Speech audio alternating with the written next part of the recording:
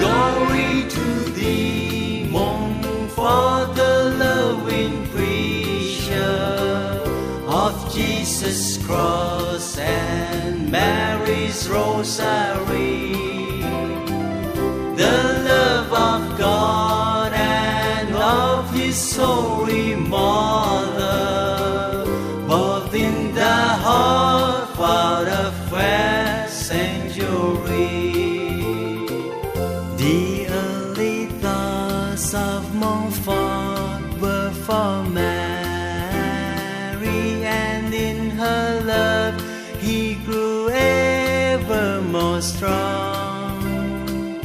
Her word to swell He endeavored to copy. To her sweet self He desired to belong.